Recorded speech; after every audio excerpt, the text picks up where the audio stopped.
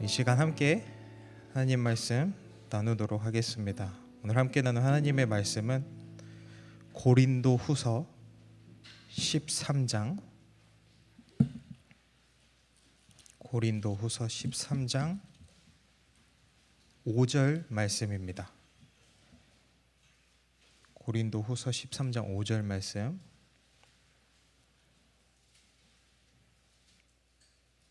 제가 가진 성경은 신약 성경 300페이지에 있습니다. 고린도 후서 13장 5절 말씀입니다. 우리 함께 한 절이니까 한 목소리로 함께 합독하도록 하겠습니다. 시작. 너희는 믿음 안에 있는가? 시험하고 너희 자신을 확증하라. 예수 그리스도께서 너희 안에 계신 줄을 너희가 스스로 알지 못하느냐? 그렇지 않으면 너희는 버림받은 자니라. 아멘. 미국에서 어떤 이민 목회를 하고 계시는 젊은 목사님께서 어느 날 한국에 잠시 들어와서 김용희 선교사님을 만나게 되어 자신의 일을 털어놓는 일이 있으셨다고 합니다. 자기 교회에 장로님 한 분이 계시는데 이분이 아주 믿음이 좋으시고 인격도 훌륭하시고 또 이민사회에서 교육사업을 하셔서 돈도 많이 좀 버셔서 교회를 위해 많이 헌신하시는 그런 분이셨다고 해요. 얼마나 이 장로님이 좋은 분이셨는지 이 담임 목사님이 다른 교회 목사님들과 함께 교제하는 자리에 가게 되면은 다른 목사님들께서 이 목사님을 엄청 부러워하시면서 목사님 목회하시는데 그런 장로님이 계셔서 너무 든든하시겠다고 하시며 그렇게 부러워하시면서 칭찬을 하셨다고 합니다. 그때마다 이 목사님께서는 흡족해 하시며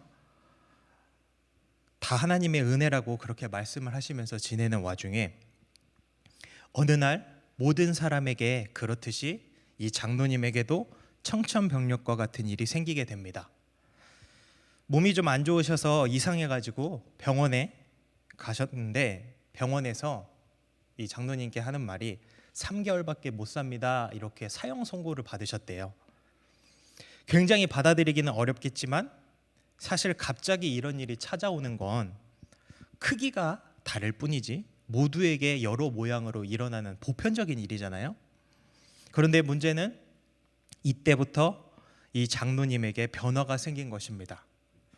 집에서 아예 드러누워 버리시고는 교회고 뭐고 무슨 일이 있어도 움직이지 않으시더래요.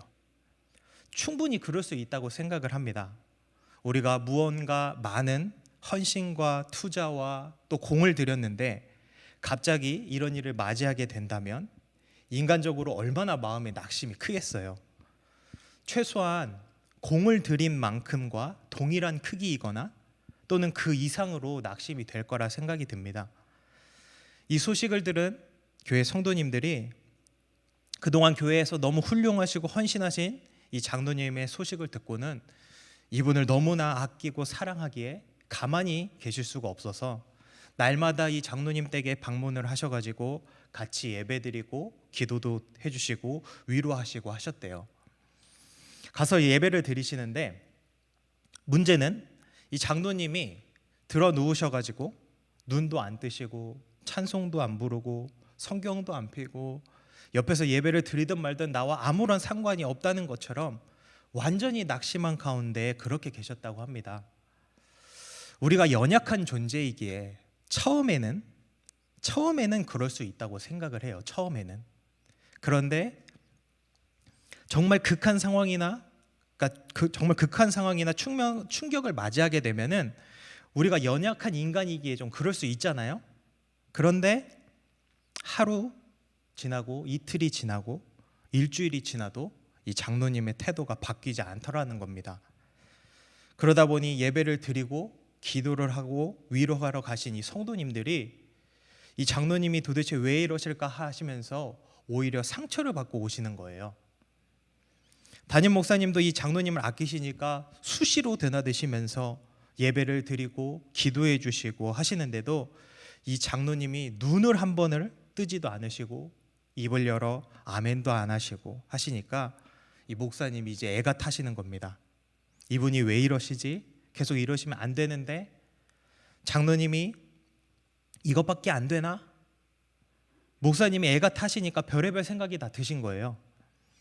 이대로 계속 시간만 흘러가니까 목사님은 점점 더 애간장이 타시게 됩니다. 이대로 보내면 큰일 나겠다 싶은 거죠. 그래서 목사님이 도저히 안 되겠다 싶어서 장로님을 흔들어 깨우시면서 장로님 찬송합시다. 성경 봐야죠.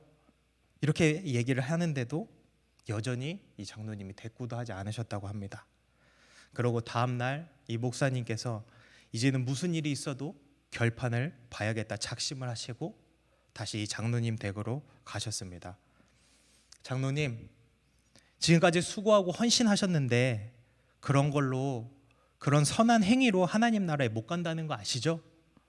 장로님은 여전히 대꾸도 하지 않으시는 거예요. 목사님이 계속해서 장로님 예수 믿으셔야 합니다.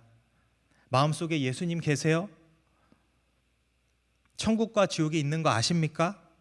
목사님이 아무리 말씀을 하셔도 이 장로님이 대꾸를 하지 않으시니까 목사님은 끊임없이 이 장로님에게 예수를 믿어야 한다고 조르시고 아주 귀찮을 정도로 계속 이야기를 하시니까 이 장로님이 갑자기 눈을 번쩍 뜨시더니 자리에서 벌떡 일어나 하시는 말씀이 목사님에게 예수고 뭐고 다 귀찮소 이렇게 말씀하시더래요.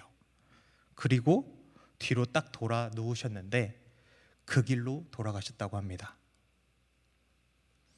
그렇게 돌아가시고 나니까 이 목사님이 장례를 마치시고는 이제 더 이상 지역 목사님들의 모임에 힘이 빠져서 가시지를 못하셨대요. 그러면서 이 목사님이 김용희 선교사님께 그렇게 말씀을 하셨다고 합니다. 제가 지금까지 뭘 했는지 모르겠습니다. 저의 목회는 실패한 것 같습니다. 목사님 생각은 장로님이 그 정도면 다른 사람은 어떻겠냐라는 생각을 하셨대요. 우리가 이 땅에 믿음을 가지고 살아가면서 우리가 궁극적으로 무엇을 바라보고 살아가는 건가요?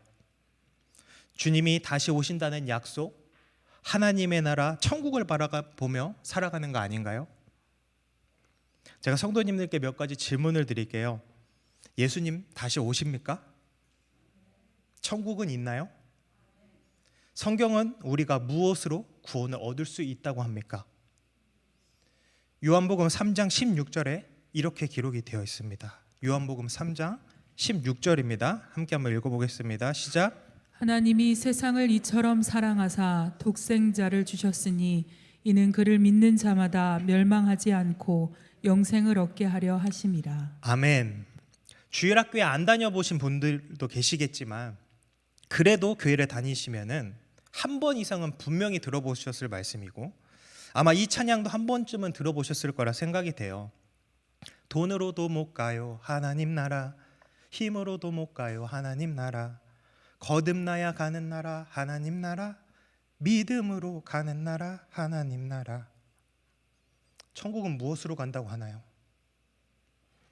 믿음으로 갑니다. 믿음으로. 그 말씀이 맞다면 우리가 살아가면서 무엇을 체크하면서 살아가야 합니까? 다른 날들은 내버려 두고서라도 우리가 오늘 하루를 살면서 수시로 체크했던 것들은 무엇인가요? 그것들 가운데 믿음이 있었습니까?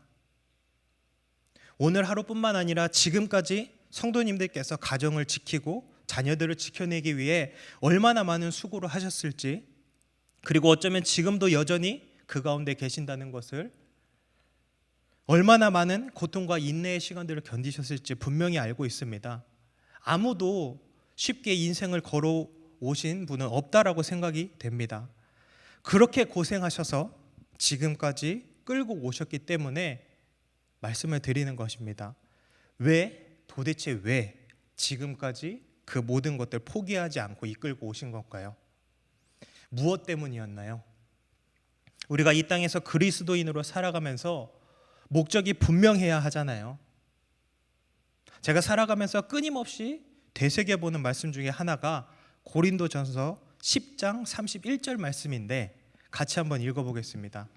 고린도전서 10장 31절입니다. 시작. 그런즉 너희가 먹든지 마시든지 무엇을 하든지 다 하나님의 영광을 위하여 하라. 아멘. 제가 무엇을 할 때마다 생각해 보는 말씀이에요. 먹든지 마시든지 무엇을 하든지 내가 지금 이 일을 왜 하고 있는가를 끊임없이 생각을 해봅니다. 기독교인이라면 남자 성도님들께서 가정에 대한 책임을 무겁게 어깨에 지는 이유도, 여자 성도님들께서 집안을 돌보시고 자녀를 양육하는 이유도, 자녀들이 부모를 공경하며 공부를 열심히 하는 이유도 저는 여기에 있어야 한다고 생각합니다. 왜요? 우리는 애초에 지음을 받을 때 이사야서 43장 7절에 보게 되면은 하나님의 영광을 위해서 우리는 지음을 받았거든요. 그러니까 지음 받은 대로 우리가 살아야 하기 때문에 우리는 이 믿음을 가지고 살아야 하는 것이, 주님께 영광 돌리며 살아가는 것이, 무엇을 하든지 주님의 영광을 위해서 해야 하는 것이 그게 당연하고 마땅한 일입니다. 로마서 4장 20절엔 이렇게 기록을 하고 있어요. 믿음이 없어 하나님의 약속을 의심하지 말고 믿음으로 견고하여져서 하나님께 영광을 돌리며, 믿음으로 견고하여져서 하나님께 영광을 돌린다고 하니까 결국 하나님께 영광을 돌리는 삶이 바로 믿음을 가지고 사는 삶이라는 것입니다. 이런 창조의 목적대로 지음을 받은 우리가 이 땅의 삶을 살다가 결국 우리의 마지막은 모두가 동일한 모습으로 끝이 나게 돼요. 어떻게 끝이 나나요? 히브리서 9장 27절의 말씀을 보게 되면 한 번 죽는 것은 사람에게 정하신 것이요 그 후에는 심판이 있기 때문에 우리 모두 다 그 심판대 앞에 서게 됩니다. 그리고 그곳에서 의를 행하는 사람은 생명의 부활로, 악을 행하는 사람은 심판의 부활로 나뉘게 됩니다. 우리에게 목적이 분명하다면 우리는 오늘 하루를 살아가면서 무엇을 체크하면서 살아야 했어야 했던 거였던 것일까요? 오늘 본문 말씀 다시 한번 읽어보도록 하겠습니다. 고린도 후서 13장 5절입니다. 고린도 후서 13장 5절입니다. 시작. 너희는 믿음 안에 있는가? 너희 자신을 시험하고 너희 자신을 확증하라. 예수 그리스도께서 너희 안에 계신 줄을 너희가 스스로 알지 못하느냐? 그렇지 않으면 너희는 버림받은 자니라. 아멘. 여러분, 바울이 이 말씀을 기록한 이유에 대해서 잠시 한번 살펴보려고 하는데요. 이 헬라어 원어에 보게 되면 너희 자신을 확증하라 할 때 여기 확증하라 여기에 현재 명령형 문법을 사용을 하고 있습니다. 이게 무슨 말이냐면요. 헬라어 문법에서 현재 명령형이 가지고 있는 의미는 지속적, 반복적, 습관적 동작에 대한 의미를 나타냅니다. 그러니까 너희 자신을 확증하라는 말이 과거에 내가 가장 믿음이 좋았던 어느 순간으로 말하는 것이 아니라 끊임없이 반복하여 지속적으로 내 자신을 증명해야 한다는 것을 의미한다는 것입니다. 내 믿음이 어디에 있는가? 우리가 우리의 믿음이 주님 안에 있는가 아닌가를 끊임없이 확인을 해야 한다라는 거예요. 그래서 이런 현재 명령형 문법이 사용된 말씀이 예수님께서 하신 말씀 중에 너희도 준비하고 있으라, 생각하지 않은 때에 인자가 오리라, 이런 말씀이나 위의 것을 찾으라, 아래 것을 생각하지 말라, 이런 말씀들에 동일하게 사용이 되고 있어요. 왜냐하면 하루만 하고 끝나는 게 아니다라는 거예요. 바울이 왜 오늘 본문의 말씀처럼 항상 지속적으로 믿음 안에 있는가 시험하고 확증하라고 한 건가요? 우리가 살아가면서 그러지 않을 때가 있기 때문입니다. 그래서 이 믿음의 두 가지 측면에 대해서 한번 좀 살펴보려고 합니다. 믿음은 기다림 플러스 기억에서 먼저 기다림입니다. 우리의 믿음이 언제 흔들리냐면요, 주님의 약속을 기다리지 못해서 믿음이 흔들리곤 합니다. 창세기 12장에서 아브라함은 하나님의 명령에 따라 본토 친척 아비집을 떠나 하나님께서 지시하신 땅 가나안으로 가게 됩니다. 그런데 하나님이 지시하신 그 땅에 기근이 들어요. 그래서 그 기근을 피하려고 아브라함이 애굽으로 갔다가 다시 애굽에서 나와서 베델에서 아브라함과 롯이 내가 좌편을 택하면 나는 우편으로 가겠고 내가 우편을 택하면 나는 좌편으로 가겠다 하면서 아브라함과 롯이 갈라지게 되고 아브라함은 다시 가나안 땅으로 돌아와 거주하게 됩니다. 그게 창세기 13장 11절에서 12절 말씀인데 한번 읽어보겠습니다. 시작. 그러므로 롯이 요단 온 지역을 택하고 동으로 옮기니 그들이 서로 떠난지라. 아브람은 가나안 땅에 거주하였고 롯은 그 지역의 도시들에 머무르며 그 장막을 옮겨 소돔까지 이르렀더라. 아멘. 그렇게 롯이 아브라함을 떠난 후에 하나님께서 아브라함에게 땅과 후손에 대한 약속을 창세기 13장에 다시 한번 14절 16절에서 주시고 그 약속을 15장에서 또다시 확인시키시며 언약을 맺습니다. 그리고 이어지는 16장이에요. 1절에서 3절 읽어보겠습니다. 1절에서 3절입니다. 시작. 아브람의 아내 사레는 출산하지 못하였고 그에게 한 여종이 있으니 애굽 사람이요 이름은 하갈이라.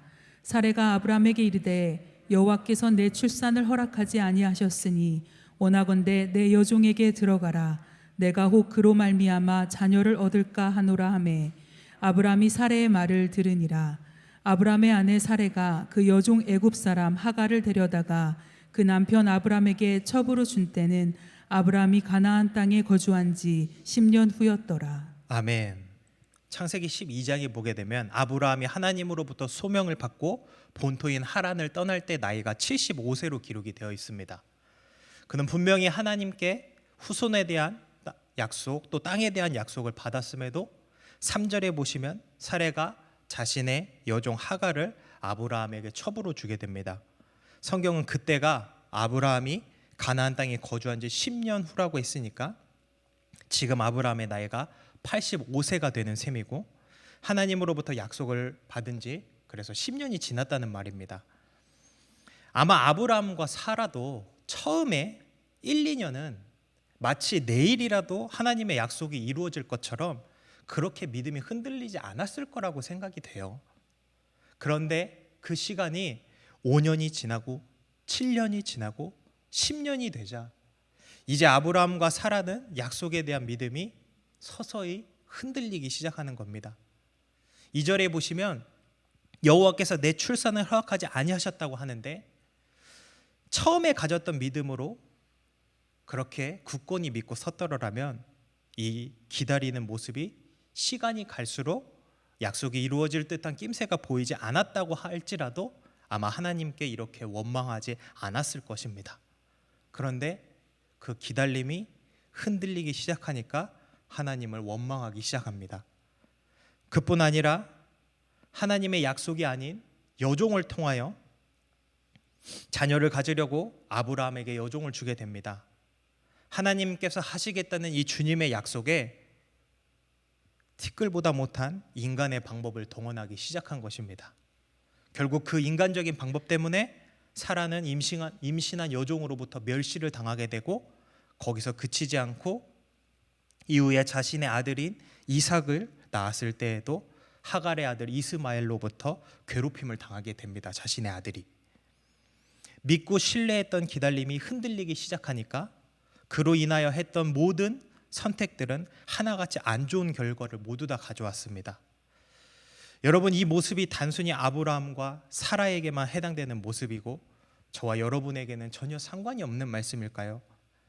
저는 2절의 이 사라의 모습이 제 모습과 크게 다르지 않다고 느껴졌습니다. 제가 종종 말씀을 드렸는데 저희 아버지가 예수를 믿지 않는 사람이었어요. 그 7월에 이제 아버지랑 어머니랑 오시는데 이제 고민이 되는 게 아버지를 다른 교회를 보내셔야 되나 좀 고민이 되는데 제 아버지가 예수님을 믿지 않는 사람이셨는데 어머니는 중고등학생 때 그래도 미션 스쿨을 다니시면서 조금 이렇게 신앙이 있으셨다고 하는데 믿지 않는 아버지하고 결혼을 하시게 되면서 그 깊지 않은 어머니의 신앙이 금세 바닥이 나셔가지고 둘 다 이제 교회를 안 다니셨다고 합니다. 그러다가 하루는 주일에 놀이동산에 가자는 말을 뿌리치고 교회에 가겠다는 제 모습을 어머니가 보시면서 다시 교회를 다니시게 되었어요. 그리고 그때부터 이제 집안에서 영적 싸움이 시작이 되는데 이때 제 나이가 5살이었습니다. 다행히 저희 아버지는 어머니와 저와 동생이 교회 가는 것을 싫어하시거나 막지는 않으셨어요. 단지 본인이 신앙을 가지시는 것에 별로 관심이 없으셨습니다. 그렇게 시간이 흐르면서 어머니도 저도 동생도 더 깊이 하나님을 만나게 되고 그분의 사랑을 경험하게 되니까 믿지 않는 아버지가 생각나지 않을 수가 없었습니다. 그래서 세 식구가 아버지를 놓고 기도를 했어요. 한 10년이 흐르고 교회를 같이 다니기 시작했지만 우리가 아는 것처럼 사실 신앙생활이라는 건 교회 문을 열고 들어오는 순간부터 이제 진짜로 시작되는 거지, 문으로 열고 들어오는 데까지는 누구나 할 수 있는 거잖아요. 술을 좋아하시는 아버지는 옛날부터 교회를 다니기 시작해서도 여전히 술을 좋아하셨고 그 때문에 집안은 항상 싸움이 일어나는 일이 그치는 법이 없었습니다. 그 와중에 어머니가 하나님께 소명을 받아 목회자로 부르심을 받게 되었어요. 그리고 그 일은 아버지와 어머니에게 더 큰 다툼을 불러왔습니다. 그렇게 매일 술 때문에 또 신앙적인 문제 때문에 싸움이 일어나서 그렇게 매일 지옥 같은 삶을 살다 보니까 우리는 저절로 하나님한테 우리 아버지가 제발 하나님을 진짜로 만나게 해달라고 그렇게 기도하지 않을 수가 없었어요. 집이 망해서 빚더미에 앉아 있는데도 제 신발 밑창이 다 떨어져서 구멍이 나도 신발 살 돈이 없고 학교 급식비를 낼 돈이 없어서 굶어야 하는 상황에도 여전히 아버지는 돈을 빌려서라도 술을 사드셨고 그렇게 1년이 지나고 2년이 지나고 제가 대학생이 되고 군대를 가게 되고 전역을 하게 되고 10년이란 시간이 흐르는 동안에 아버지는 조금도 바뀌지 않았습니다. 그러다 보니까 제 안에 의심이 들더라고요. 하나님 정말 내 기도를 들으시나? 이게 지금 변화되는 과정 중에 있는 게 맞나? 별의별 생각이 다 들었습니다. 그러던 중에 저도 하나님의 부르심을 받고 신학교에 가게 됐어요. 제가 신학교에 들어갈 때 딱 한 가지 기도했습니다. 무슨 기도를 했냐면 5대양 6대주를 다니면서 복음을 전하는 사람으로 만들어달라고 그런 기도 안 했어요. 성령의 불이 임해서 많은 은사 달라 이런 기도 하지 않았습니다. 제가 하나님께 기도한 건 하나님, 제가 다른 사람에게 아무리 복음을 전하며 전도해서 그 사람의 신앙을 갖게 된다고 할지라도 우리 아버지가 주님을 만나지 못하면 제가 기쁘게 목회를 하지 못할 것 같다는 생각이 들어서 다른 거 아무것도 안 주셔도 되니까 아버지만 예수 잘 믿게 해달라고 기도했습니다. 이때는 이미 아버지를 위해 기도한 지 10년이란 시간이 지난 이후였습니다. 그럼에도 전혀 정말 손톱만큼도 아무런 변화가 일어나지 않으니까 초조해지고 낙심되고 실망감이 계속 커지더라고요. 어떻게 하면 아버지로부터 술을 끊어낼까 이렇게 저렇게 생각을 하고 해보다가 충격요법을 쓰면 좀 달라지지 않을까 싶어서 아버지에게 제가 막말을 하기도 했습니다. 이렇게 이야기를 하면 충격받아서라도 그만두지 않을까 싶어서요. 제가 어떻게까지 얘기했냐면 제 손가락에 보험을 들어놓고 제가 손가락 하나씩 잘라가지고 보험금 타다 줄 테니까 그 돈으로 가서 술 사 드시라고. 제가 지금 표현을 굉장히 완곡하게 해서 그렇지 당시에는 굉장히 험악하게 얘기했어요. 그런데도 바뀌지 않더라고요. 여러분, 가족이 예수님을 만나기 기도하면서 기다리는 거 쉽던가요? 어렵던가요? 저는 해보니까 너무 어렵더라고요.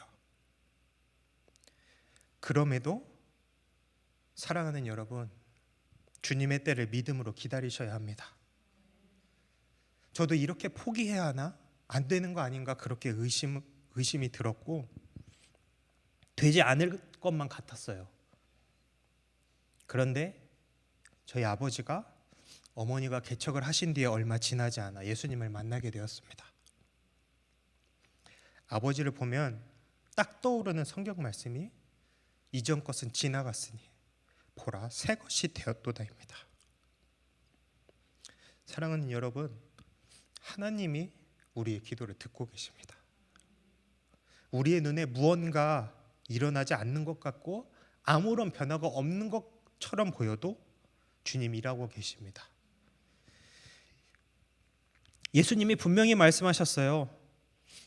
너의 정욕과 욕심을 따라 구하는 것이 아니라면, 그의 나라와 그의 의를 위해서 구하는 것이라면 반드시 이루어질 것이라고. 이루어질 것이라고 의심하지 않고 믿는다면 그거 반드시 이루어진다고 성경에 기록하고 있습니다. 절대 포기하지 마세요. 포기하고 싶고 힘들고 지치면 교회로 오시고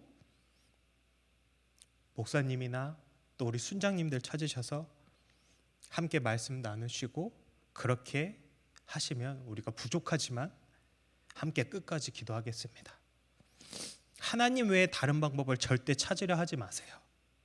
그것이 인간의 눈에는 무언가 빨리 가는 것처럼 보일 수 있으나 하나님 보시기에 저 멀리 돌아가는 길입니다. 분명히 기억하세요. 하나님은 태초부터 지금까지 주님의 입에서 나오는 그 말씀, 약속하신 것들 단 한 번도 어긴 적이 없으신 분입니다. 그러니 믿음으로 기다리는 저와 여러분이 되기를 소원합니다. 그런가 하면 우리의 믿음이 또 언제 흔들리냐면 하나님의 은혜가 기억 속에서 사라질 때 흔들립니다. 출애굽기 14장에 보게 되면은 이스라엘 백성들이 애굽에서 10가지 재앙을 경험한 이후에 모세의 인도함을 받아 홍해를 건너게 됩니다. 홍해를 건너게 되면 이제 물리적으로 다시는 애굽으로는 돌아갈 수 없게 되는 것이죠. 이스라엘 백성들이 하나님의 인도함을 받아 홍해를 건너고 난 이후에 그들이 너무나도 크고 놀라우신 하나님께 감사하며 노래를 부르는 것이 출애굽기 15장 1절에서 18절 말씀인데 1절과 2절 말씀만 한번 읽어보도록 하겠습니다. 출애굽기 15장 1절과 2절입니다. 시작. 이때 모세와 이스라엘 자손이 이 노래로 여호와께 노래하니 일렀을 때 내가 여호와를 찬송하리니 그는 높고 영화로우심이요 말과 그 탄 자를 바다에 던지셨음이리다. 여호와는 나의 힘이요 노래시며 나의 구원이시로다. 그는 나의 하나님이시니 내가 그를 찬송할 것이요 내 아버지의 하나님이시니 내가 그를 높이리로다. 아멘. 여기 이들의 노래 속에 이런 고백이 들어있어요. 하나님이 나의 구원자이십니다. 여기 하나님을 찬송하며 구원의 기쁨을 누리는 모든 일들의 가장 근원이 되는 것이 바로 하나님이 나의 구원자 되심 아닌가요? 아마도 이스라엘 백성들은 찬양을 부르며 홍해를 건넜던 기억만 났었던 것이 아니라 애굽에 있었던 10가지 재앙들까지도 주마등처럼 다 스쳐 지나갔을 것입니다. 그렇게 기쁨으로 감사함으로 찬양했던 그들이 불과 3일 만에 하나님을 원망하기 시작합니다. 출애굽기 15장 22절에서 24절 말씀입니다. 시작.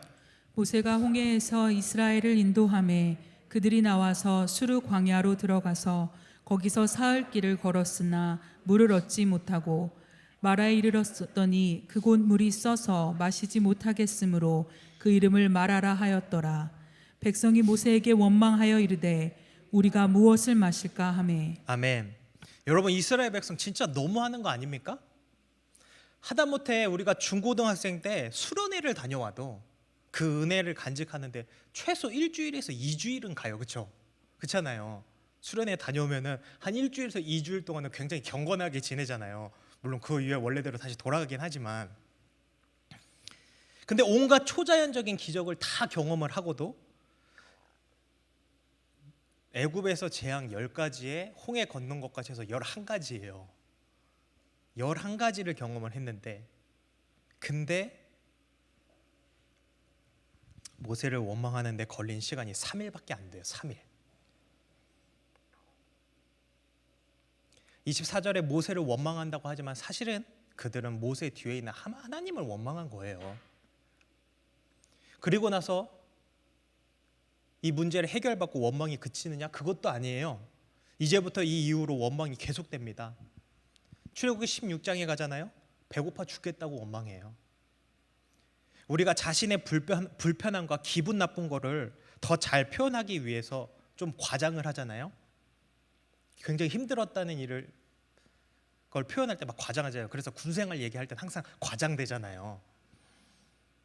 이스라엘 백성들이 모세와 아론에 대해서 원망을 하는데 뭐라고 하냐면요, 자기들이 애굽에 있었을 때는 고기가 막 옆에 있었고 떡 먹고 배불렀대요. 아니, 모르는 사람이 들으면 모세와 아론은 애굽에 같이 안 있었던 사람 같아요. 무슨 그들이 애굽에서 뭐 했는지 뻔히 알거든요.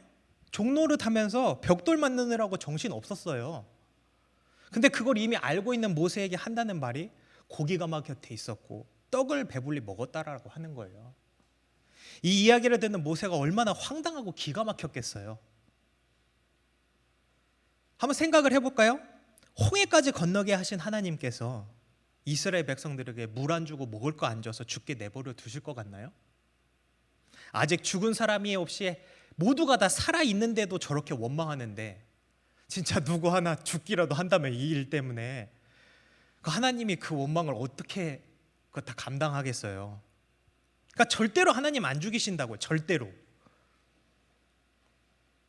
그래서 하나님께서 이스라엘 백성들 인도하실 때 먹을 것만 제공한 게 아니에요. 낮에는 구름 기둥과 밤에는 불 기둥으로 심지어 옷이나 신발이 해지거나 닳지 않았다고 성경은 기록을 하고 있어요. 이 정도 능력을 봤으면은 인간적으로, 아니 눈에 보이는 대로만 그냥 믿어도 하나님께 불평할 수 없는 거 아닌가요? 그런데 이스라엘 백성들이 광야에서 40년을 걷는 동안에 한 게 무엇인가요? 원망하고 불평하고 불순종하고 이것만 해요. 그렇게 원망하고 불평하고 불순종하니까 하나님께서 이들을 벌하시고 죽이는 모습을 이 모세가 수십 차례 본 거예요. 수십 차례. 그러니까 살아남아있는 사람들에게 끊임없이 이야기를 할 수밖에 없는 게 기억하라라는 말씀을 할 수밖에 없는 거예요. 하나님이 너를 낮추시고 시험할 때 그때 기억해라. 하나님이 너를 인도하여 낼 때에 내가 본 큰 시험과 이적과 기사와 강한 손과 편팔을 기억해라. 너보다 많고 힘이 센 민족이 너희를 공격하려 할 때 두려워하지 말고 여호와께서 바로와 온 애굽에게 행하신 것을 기억해라. 절대 잊어버리지 않게 하기 위해서 어떻게까지 하냐면요, 신명기 6장 6절에서 9절에 이렇게 기록이 되어 있어요. 신명기 6장 6절에서 9절입니다. 시작. 오늘 내가 내게 명하는 이 말씀을 너는 마음에 새기고 내 자녀에게 부지런히 가르치며 집에 앉았을 때에든지 길을 갈 때에든지 누워 있을 때에든지 일어날 때에든지 이 말씀을 강론할 것이며 너는 또 그것을 내 손목에 매어 기호를 삼으며 내 미간에 붙여 표로 삼고 또 내 집 문설주와 바깥문에 기록할지니라. 아멘. 절대로 잊어버리지 않게 하려고 주의 말씀을 마음에 새기고 자녀에게 부지런히 가르치는데, 집에 앉았을 때나 길을 갈 때나 누워 있을 때나 서 있을 때나 계속 가르치고 손목에 매 달고 미간에 붙이게 하고 문설주와 바깥문에 기록해서 항시 볼 수 있도록 하라고 그렇게 명령을 하셨습니다.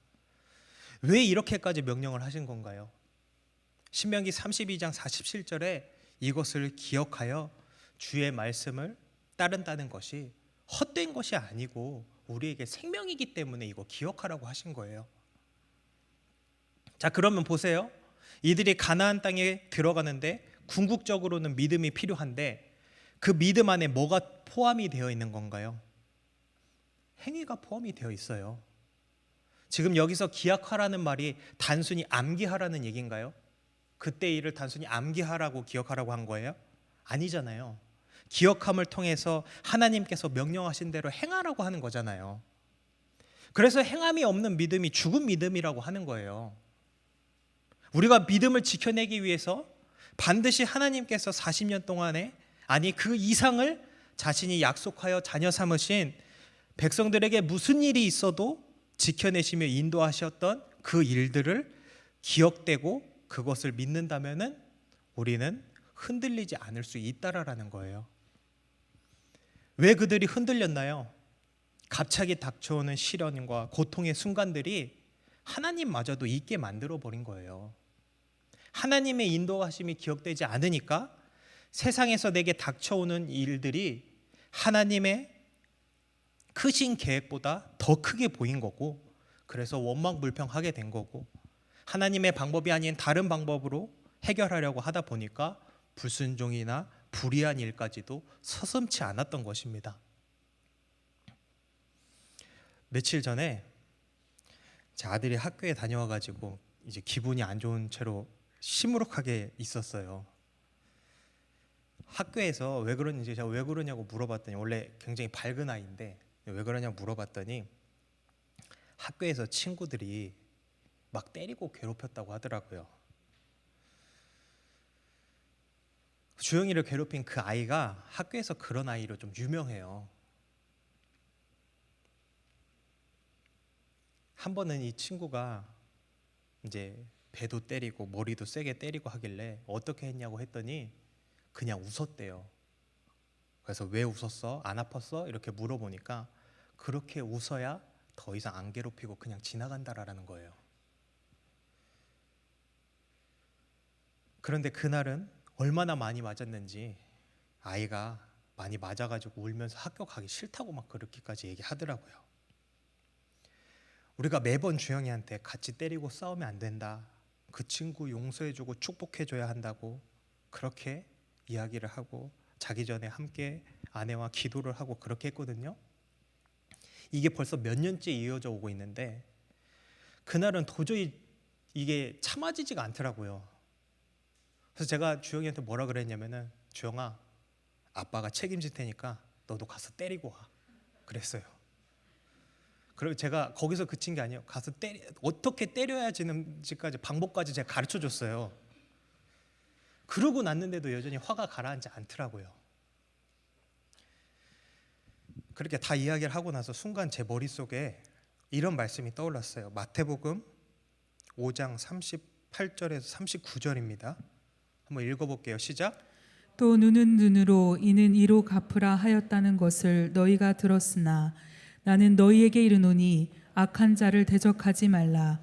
누구든지 내 오른편 뺨을 치거든 왼편도 돌려대며. 아멘. 눈에는 눈, 이에는 이로 이제는 더 이상 그렇게 악한 자를 대적하지 말고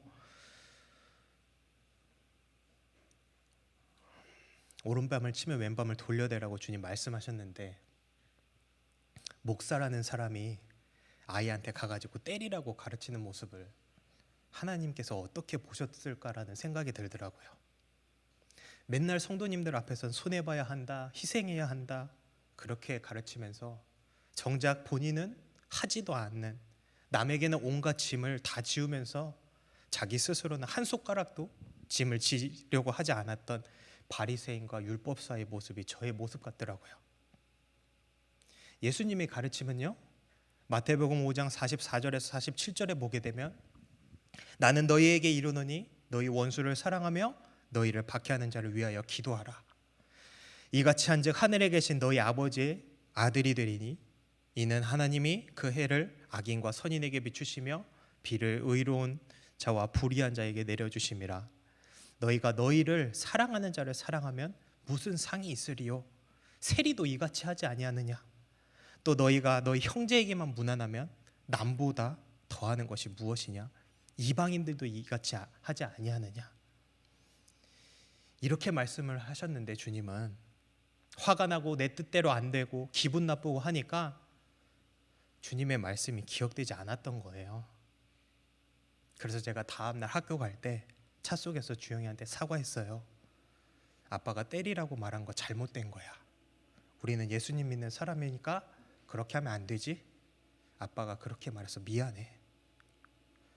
사랑하는 여러분, 이스라엘 백성들이 성인식을 할 때 왜 율법을 다 외우도록 만들었을까요? 암기력 테스트 하려고 율법 다 외우라고 했을까요? 하나님의 은혜를, 주의 말씀을 무슨 일이 있어도 잃어버리지 말라고, 그 말씀들 기억해서 그 은혜를 가지고 말씀대로 살아가라고 성인식 때 그렇게 하는 거거든요. 여러분 어떠신가요? 처음 주님을 만났을 때 경험하신 은혜를 지금까지 유지하고 계십니까?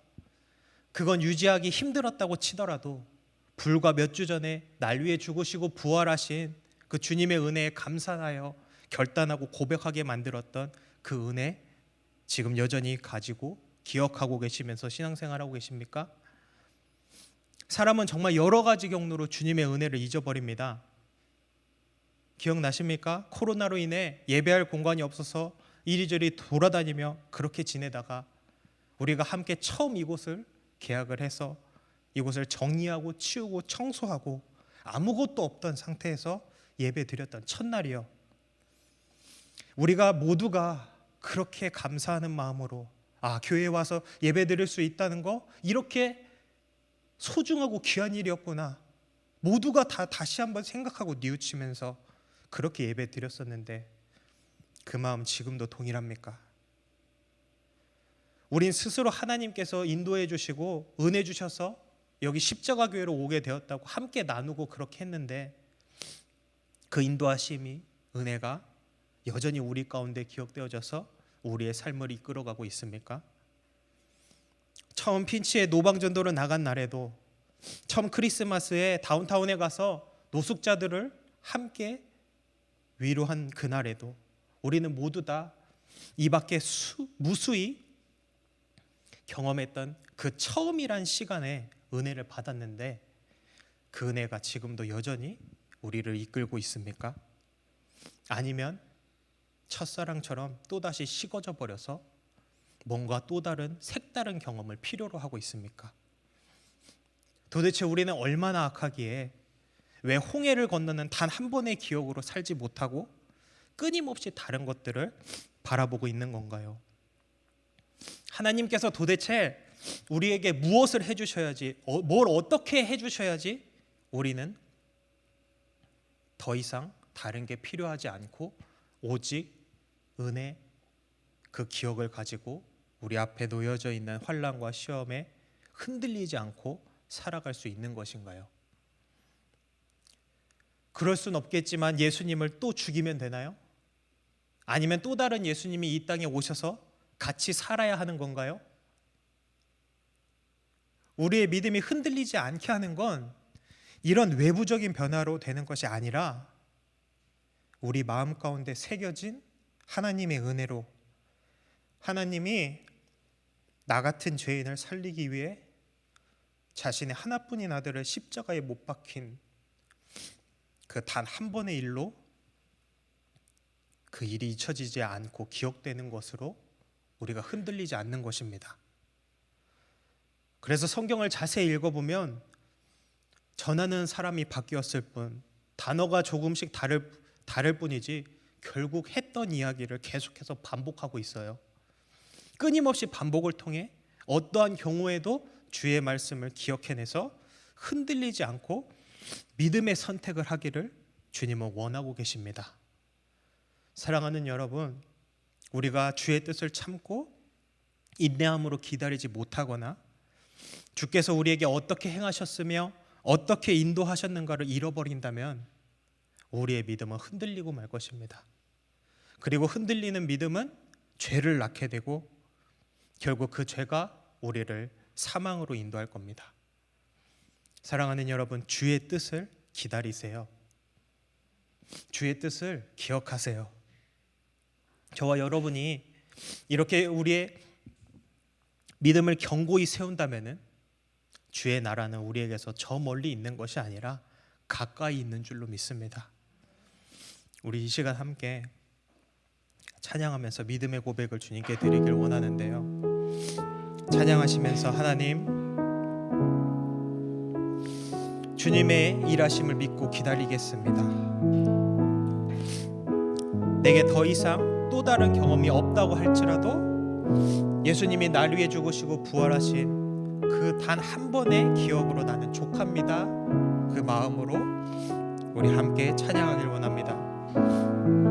세상 흔들리고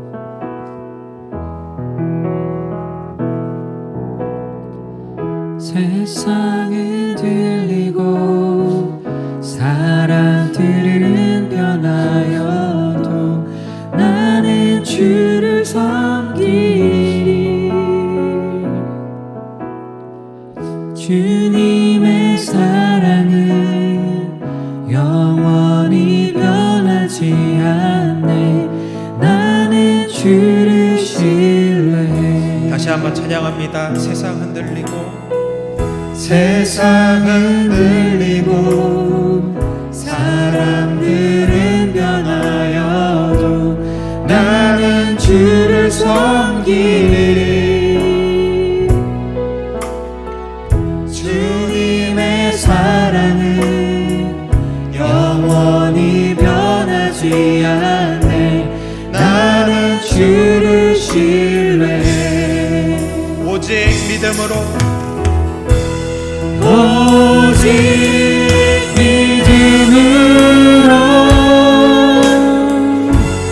믿음으로 내가 살리라. 오직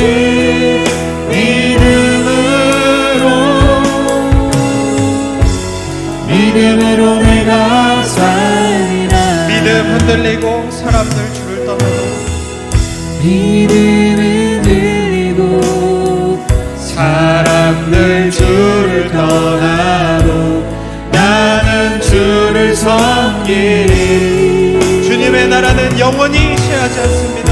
주님의 나라는 영원히 쇠하지 않네. 나는 주를 다시 한번 고백합니다. 믿음 흔들리고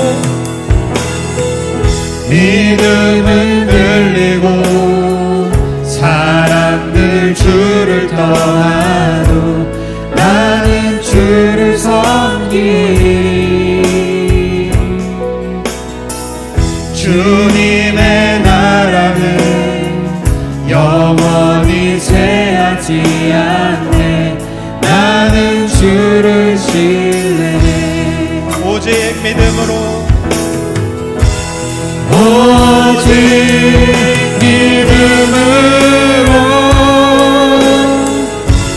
믿음으로 내가 살리라.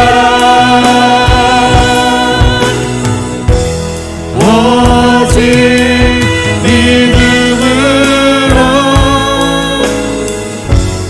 믿음으로 내가 살리라. 오직 의인은 믿음으로 말미암아 살리라. 오직 의인은 믿음으로 말미암아 살리라. 오직 의인은 믿음으로 말미암아 살리라. 우리 이 시간 함께 손을 들고 기도할 때 기다리는 일 쉽지 않습니다. 근데 우리가 기다릴 수 있는 이유는 반드시 이루어지기 때문입니다. 우리 이 시간 함께 손을 들고 기도할 때 하나님, 나의 믿음 흔들리지 않기 원합니다. 주님의 약속은 반드시 이루어지기에 그날이 올 때까지 원망하지 않고 기다리겠습니다. 주님께서 우리를 인도하고 계심을, 주의 말씀을 잊어버리지 않고 기억하여서 나의 삶 속에 그 말씀대로 살아가겠습니다. 하나님, 지금까지 흔들렸던 우리의 모습들이 있다면 이 시간 용서하여 주시고 이제는 날마다 우리의 믿음이 어떠한가를 확인하며 흔들림 없는 견고한 믿음으로 살아가게 해달라고 이 시간 주여 한번 부르고 통성으로 기도하겠습니다. 주여!